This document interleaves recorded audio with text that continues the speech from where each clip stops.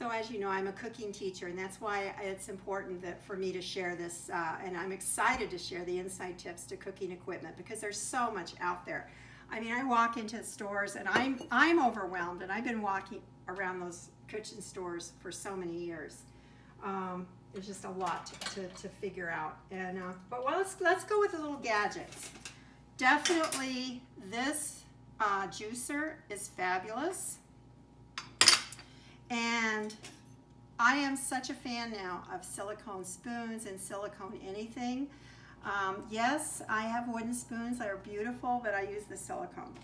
You need a can opener. I had a electric can opener that I just loved, but it died one day. So this one's working great. And this is the thing that when I remember when I purchased this, will I ever use these little scissors?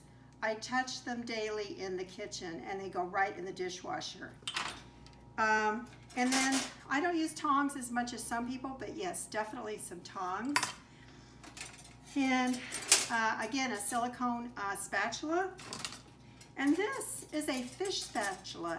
And a lot of people don't think about the usefulness of this, but it's not just for fish. This is my go-to spatula. I adore it. I use it constantly. I have 3 of them sitting right there.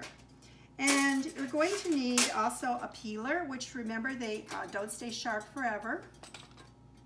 And what about knives? Well, if you look there's a ton of knives, and they're all individually selected because they're useful, beautiful, they work right. But you know what?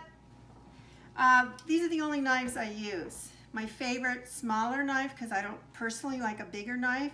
So again, let me stress, you find out what works for you in the kitchen, because that's all that matters. And a paring knife, and you cannot function without a serrated paring knife. I have 2 or 3 of these sitting right here. And then if I were going to, I read on these equipment sites that you have to have a bread knife. I never use my bread knife. I have a beautiful one, but if I were going to buy something like that, I would buy a tomato knife, which is going to cut tomatoes, and it certainly would work for bread too, a serrated knife. So then what is, definitely a garlic press. And let me mention that one of the top chefs, this top, and then go here, said get yourself a garlic press. I use one all the time. It just saves time and does a great job. And you're going to need a good pizza cutter.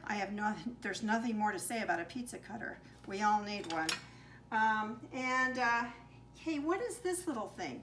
This is a flashlight. And the reason you're going to need a flashlight is because to look in the back of the cupboards, because they're so dark. So I always keep one right here handy in the kitchen.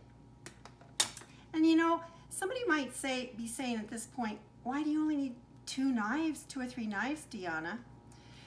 Well, let's come back and start talking about knives, and we're going to include some secret weapons in that next advice in that next video. This is Get Real in the Kitchen with Deanna Ohlsson, live from Denver, one take.